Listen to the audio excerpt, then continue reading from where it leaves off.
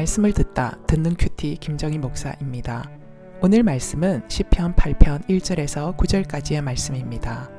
하나님 아버지, 이 땅 천지 만물 모든 것들 속에 숨어 계시는 아버지의 음성과 흔적을 발견하는 기쁨이 있도록 저희들의 눈을 열어 주시옵소서. 예수님 이름으로 기도합니다. 아멘. 온 천지 만물 속에 하나님을 발견할 수 있으려면 먼저 구원의 감격이 있어야 합니다. 여러분, 왜 이런 말 있잖아요. 아는 만큼 보인다 라는 말이요. 정말 그런 것 같아요. 제가 첫 아이를 출산하고 나니까 나를 품고 낳았던 저희 친정 엄마의 마음이 이런 마음이었겠구나 라는 것이 깨달아졌습니다. 제가 왜 이런 말을 하냐면요. 오늘 시편에서 다윗이 밤 하늘과 달과 별을 보면서 하나님께서 이걸 만들 때 이런 마음이셨겠구나 라고 느끼며 고백하고 있기 때문입니다. 다윗이 자연 만물을 보면서 하나님의 사랑과 마음이 알아진 것은 그냥 나온 것이 아니라 구원받은 은혜에 대한 감격에서 나온 알아짐입니다. 2절 말씀에 보니까 주의 대적으로 말미암아 어린아이들과 젖먹이들의 입으로 권능을 세우시며 이는 원수들과 보복자들을 잠잠하게 하려 하심이니이다 라고 말씀하십니다. 주의 대적들은 누구고 원수들과 보복자들은 누구죠? 사단을 뜻합니다. 바로 우리의 죄에 대해서 하나님 앞에 끊임없이 참소하며 하나님 당신이 지으신 인간들이 죄를 지었기에 죽어 마땅합니다 라고 참소하는 사단들을 뜻하고 있습니다. 그러면 어린아이와 젖먹이들은 누군가요? 구속함을 받은 바로 우리들입니다. 어린아이와 젖먹이는 전적으로 부모에게 의존하는 존재입니다. 정말 연약하고 능력이 없는 존재지요. 그렇습니다. 어린아이와 젖먹이 같은 우리를 나의 죄를 전혀 해결할 능력이 없는 자입니다. 오직 부모인 하나님에게 전적으로 의지해서 해결함을 받을 수 있을 뿐이지요. 하나님은 내가 구원에 있어서 아무것도 할 수 없기에 아무것도 하지 못하는 자이기에 구원하시고 자녀로 삼아 주셨습니다. 전적인 주님의 은혜입니다. 다윗이 이것을 안 것입니다. 죽을 수밖에 없는 자신을 구원하여 주신 하나님의 그 사랑과 은혜를 받은 자라는 감격을 안 것입니다. 이 놀라운 은혜, 구원의 감격으로 천지 만물을 바라보니 하나님께서 구원뿐만 아니라 아름다운 별, 하늘, 달 같은 천지 만물도 바로 나를 위해 조건 없이 값없이 베풀어 주신 선물이었구나 라는 것이 또 알아진 것입니다. 별이 그냥 별이 아니었던 거예요. 별을 보니 내가 너를 위해 이토록 멋지고 아름다운 것을 밤하늘에 달아두었단다 라는 하나님의 음성이 들리는 것 같았습니다. 그래서 다윗은 터지는 감동으로 이렇게 고백합니다. 1절, 3절, 4절의 말씀입니다. 여호와 우리 주여, 주의 이름이 온 땅에 어찌 그리 아름다운지요. 주의 영광이 하늘을 덮었나이다.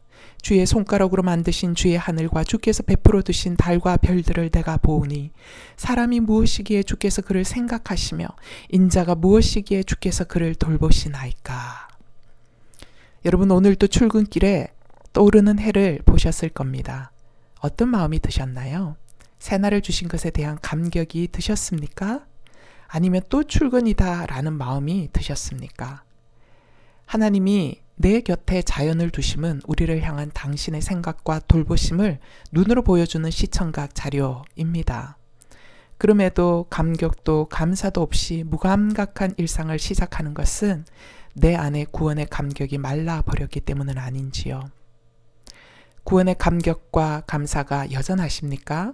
아니면 벌써 마르고 휘발되어 버렸습니까? 십자가가 없었다면 나는 영원히 죽을 수밖에 없는 죄인임이 날마다 인정이 되십니까? 천지 만물을 볼 때 나를 사랑하시고 돌보시는 아버지의 사랑과 배려가 보이십니까? 온 천지 만물 속에서 하나님을 발견할 수 있으려면 두 번째, 내게 주신 상황이 하나님의 섭리와 계획으로 주셨음을 알아야 합니다. 나를 구속하여 자녀 삼아주신 하나님의 그 사랑과 은혜가 알아지면요. 그 다음 우리 안에 일어나는 변화가 있는데 그것은 바로 나는 사랑받는 자이구나 라는 분명한 정체성입니다. 5절에 그를 하나님보다 조금 못하게 하시고 영화와 종기로 관을 씌우셨나이다 라고 다윗이 고백하고 있습니다. 다윗은 구속하여 주신 하나님의 그 은혜와 사랑을 깨닫고 나니까 나라는 존재를 아버지께서 영화와 종기로 관 씌우시고 존귀하게 창조하셨다라는 것이 보였습니다. 정체성의 변화가 일어난 것이죠. 존귀한 자, 사랑받는 자라는 정체성이 우리 안에 분명해지면 우리는 내게 주신 사명을 감당하는 사람으로 살게 됩니다. 능력이 있고 없고와 상관이 없지요. 상황이 좋고 나쁘고와 전혀 상관이 없습니다. 내 삶의 자리에서 내게 주신 사명, 부모로서 이웃으로서 직장인으로서의 사명을 우리는 잘 감당할 수 있게 됩니다. 내가 참으로 존귀한 자이고 하나님께 사랑받는 자라는 정체성이 있습니까?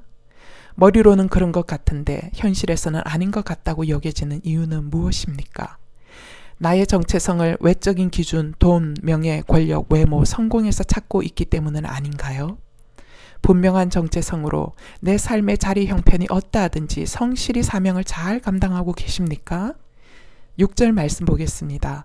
주의 손으로 만드신 것을 다스리게 하시고 만물을 그의 발 아래 두셨으니 라고 말씀하세요. 주의 손으로 만드신 것이 무엇일까요? 물론 천지 만물을 말하지요. 하지만 큐티하는 저희들에게 주의 손으로 만드신 것이란 현재 내 삶 가운데 주님의 섭리와 계획 속에서 주신 환경과 사건과 사람들을 말하기도 합니다. 주의 손으로 만들어주신 사건과 환경 중에는 내가 받고 싶지 않은 것들도 있을 겁니다. 남들에게 주신 환경과 비교가 되기도 할 것입니다. 그러나 비교하지 않게 되기를 바랍니다. 나에게 허락하신 모든 것들이 내게 가장 필요한 것이기에 주셨기 때문이지요. 주님은 말씀하세요. 내가 이것들을 너의 발 아래 두노라. 너는 다스리라 하세요. 다스리라는 것은 내 마음대로 이용하고 착취하라는 것이 아니라는 뜻은 여러분 잘 아시죠? 잘 돌보고 섬김으로 너로 인하여 문제와 사건 속에서 생명이 풍성하도록 만들라라는 뜻입니다. 이것이 믿어질 때 우리는 모든 상황과 사건 속에서 하나님을 발견하며 여호와 우리 주여 주의 이름이 온 땅에 어찌 그리 아름다운지요 라고 다시 고백하게 되는 것입니다. 묵상 질문입니다. 주님 손으로 만들어주신 나의 상황은 무엇입니까? 이것이 주님의 계획과 섭리로 주셨음이 인정되십니까? 주님 손으로 만들어주신 것을 지금 잘 섬기고 다스리고 계십니까? 기도하겠습니다. 하나님 아버지, 어린아이와 젖먹이 같은 저희들을 전적인 하나님 은혜로 구원하여 주심에 감사합니다. 아버지, 주님이 베풀어 주신 놀라운 구원의 감격과 은혜가 날마다 새로워지게 하옵소서. 날마다 더 깊어지게 하옵소서. 저희들이 세상 만물 속에서 그래서 하나님의 손을 붙는 눈이 열릴 수 있도록 도와주시옵소서. 아버지 하나님, 저희 인생 가운데 각자가 마주하고 있는 상황이 다르고 사건이 다르고 사람들이 다릅니다. 하오나 상대와 비교하지 않겠습니다.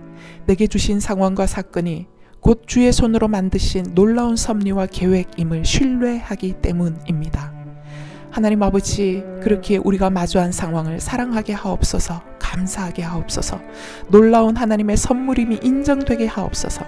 하나님의 때에 내게 만들어주신 이 모든 사건들이 나를 성숙시키고 나의 영적 눈이 더욱 온전히 하나님을 향하여 열리도록 하시는 놀라운 하나님의 계획임이 해석되어질 줄 믿습니다.